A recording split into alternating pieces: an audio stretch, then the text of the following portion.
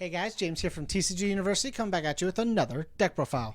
Today I'm going to be showing you my Asimov and Katerina deck that I played during the campus championship. So make sure to check out those profiles and let's get into this. Okay guys, Asimov and Katerina is my favorite character from the Bebop set. No lies there. It is a 627. What? There's no lies there. They have two abilities. E, you can remove one foundation from your discard pile to ready one foundation with the same name in your staging area. And then E, commit one foundation, name a card, you can give an attack, you can give a weapon or punch attack, plus one damage for each copy of the named card you remove from game pile. So basically the way in my opinion they work is you're forced to play 16 bad cards. 16 of these bad boys. Basically, it just means you can have multiples on board. I usually like max out of 4, depending on like the matchup and whatnot. But each one of these says you can buff attack, you can buff speed. It obviously says you can play more than just 4 copies of a card. But it allows you to buff speed, neg speed on defense, and then you can name these while removed from play and get plus X damage. So eventually you get to later games and you have 6 or 7 of these removed, and all of your attacks are getting plus 7, plus 8 damage, and which means your opponent has to deal with every single one of them. They're not allowed to just be like, I guess I could just take 10. I mean, I guess they could, but that's a lot of damage. That's a lot of damage. It's not just 16 bad cards. It's technically, in my opinion, 21 bad cards. It's probably like 25 now because I'm playing other bad cards. But we play 1 Tijuana Groceries. Move these here. Tijuana Groceries, just remove 2 foundations, which you can remove red eyes, you can remove whatever you want, and ready this foundation. This just says we're allowed to check bad and not get overcommitted. As well as it's a good target if you don't have red eye capsule to commit for the Asimov Katerina ability, because you can just ready it. Then we're playing 4 Secret Stash. This is the best foundation in their support. Red eye is trash without this card. This is a 2/5 with a 3 low block, so it covers our zones. And then it says you can flip to ditch 2 foundations from your deck to your discard pile. Usually just the red eye capsules. But you ditch 2 cards, 2 foundations from your discard pile from your deck. Just giving you more options to either ready red eyes, ready other foundations that you want to ready currently because you need to. Or as the other ability, because people tell me I forget a lot. I don't. E, commit, remove 2 foundations from our discard pile. And both players will discard momentum, and it just prevents big multiples, big powerful, stuff like that. And then the last character, these were more character specific cards, is Police Lineup.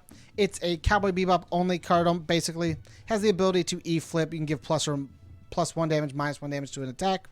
But the Cowboy Enhance only is what we're playing it for, and the 2 high block because the deck is really low on high blocks sometimes. I don't know what it is, but playing 16 mid blocks forcefully doesn't allow a lot of room for building. So it's a Cowboy Enhanced Cowboy response. After your opponent plays an ability on their character for the second or greater time, you can cancel it. This just stops our opponents from just I'll just do my character ability for free because it's free. And this just means they have to start thinking about how many times they get to use it, or how many times if they've used it enough for you to use this. Or if that character ability matters so much that you're going to use this, whether or not you're going to or not, really matters if it matters to them. So then we're going to do the attacks. We are playing an entire punch lineup outside of 3 cards. It's this card. This card, I have a love-hate relationship with this card. This is the worst. This is their rare. This is their rare attack. Asimov Katerina's rare attack. It's Katerina's shot. I hate this card, but for whatever reason, I understand why it could be good. It's a 5 mid for 5. While it's in the card pool, all your punch attacks get plus 2. And then E, commit 2 foundations, ready 2 foundations that have not been ready this combat phase. This just allows us to tap things that we don't care about, ready things we do care about.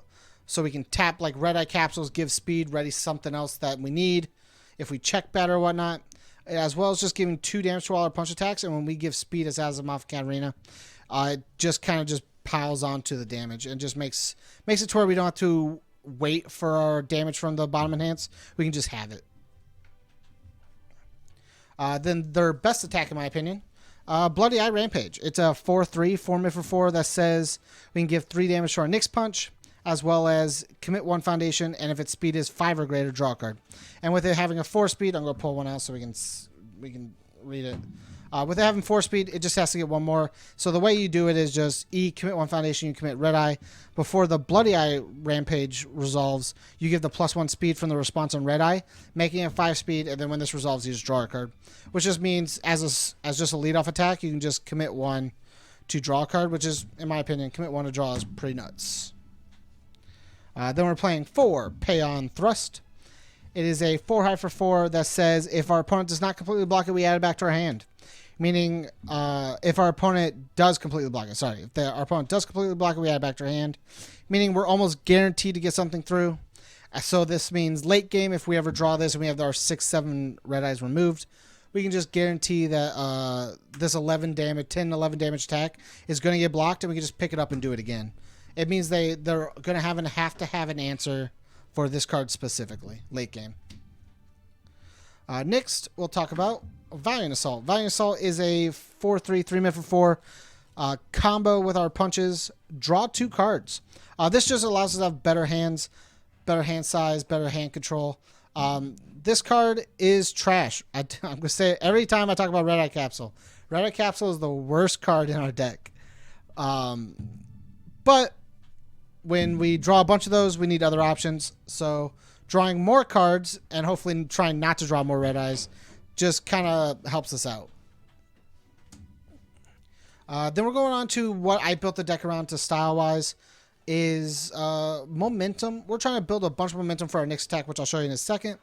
So we have Slash Claw. Slash Claw is a 3 mid for 5 diff that has multiple 1, but we mainly use it for the first enhance that says we get to add the top card of our deck to our momentum, and then we seal it. Sealing takes away all playable abilities on the card, so it keeps punch and weapon, which means Asimov and Katerina can still buff it. Has a nice 0 low block if we ever need to block with it, and sets up our next card, which is Raging Dragon Zodiac. Raging Dragon Zodiac is a 5 diff, 3 control with a 1 mid block. That's a 4 mid for 8 Fury, Punch, and combo with a Foundation. The combo is we discard X momentum and ready X foundations, and then draw X cards. So basically, we pump up our momentum. We have more momentum outs. I'll show you in a second. We dump our momentum in, and then we dump our momentum out to ready our board late in the turn to then draw a bunch of cards. If we have Red Eye Capsules that pumps the speed, we can commit Red Eyes again to give more speed and then give damage with that bottom Asimov Katerina ability. And this card just either sets up for our defense or sets up for a longer attack string. Now to gain more momentum, we have 2 SSLL. Double SLL is we're mainly playing it as a 3 high block, as well as the once per turn we can flip a foundation to add the top card of our deck to our momentum. Meaning we just get an auto momentum, which is very nice. It works very well in tandem with our Fataball. Fataball is a 2/5 with a 1 low block that says after a card is added to our momentum, we can add a card from our hand to our momentum, which means we just get rid of our Red Eye Capsules because we don't need them. We'd rather have them anywhere else but our hand. And it puts it in our momentum and we can just use it later. One of the last cards we're using that deal with our momentum is Carrying the Weight. This deck definitely did not need 4 Carrying the Weight. But again, when you're playing 16 bad cards, you have to cut room, and playing a bunch of 1 and 2s just doesn't make sense in this character.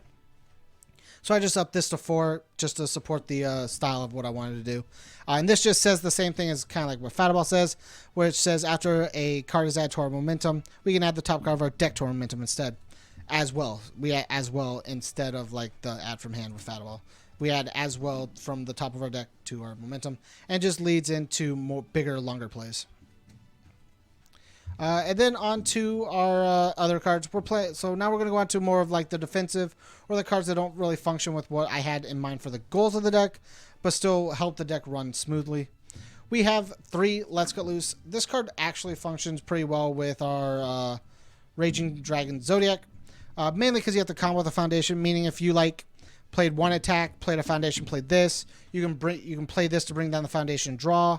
If not, this just says we can pick up any block from our discard pile, which means when we're holding a bunch of 2 mids, we can turn those into like highs or lows and not have to worry about really just drawing bad hands as long as we draw a Let's Get Loose. And then Templar. Templar is a 3 mid for 5 with a 1 mid block that says after we block with it, we gain 2 vitality and draw 2 cards. Like I said, we hate having red eye caps in our hand. A 2 mid that does nothing. So why not have a 1 mid that says draw 2 and gain 2?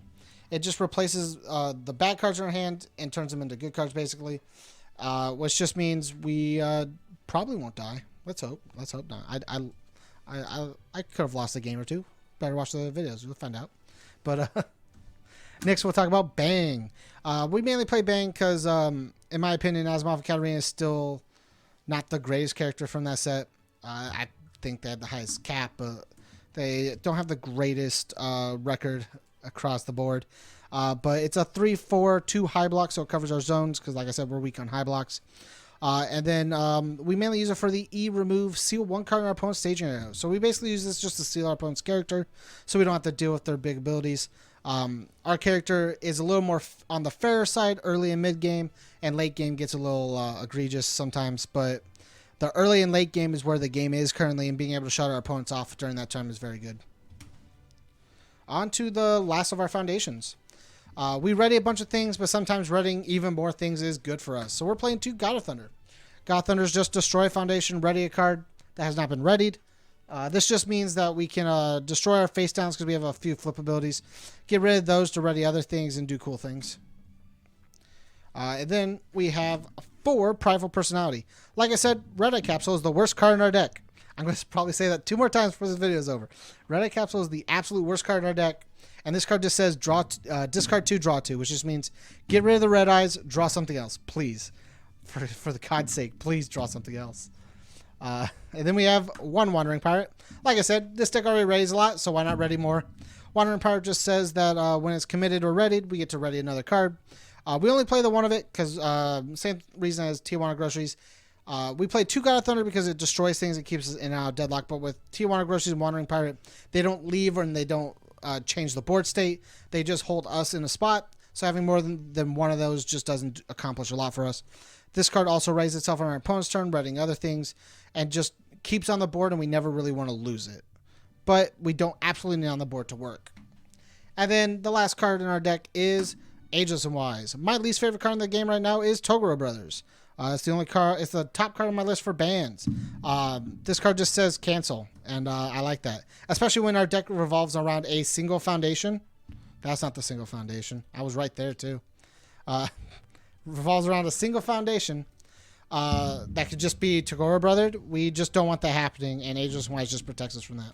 Thanks again for checking out the profile, guys. If you want to support us, make sure to go to patreon.com/TCGU University. Subscribe at any of those levels. If you get the $5 or more, you get mentioned on the podcast. The $1, you get able to access to our Discord and the live shows. You can watch us on Tuesdays on Twitch, so you can check out the Campus Championship then live. On Sundays, we record the podcast. We also have many other podcasts and whatnot. You can check out those as well. Let us know what you guys think down below. And as always, guys, stay alert.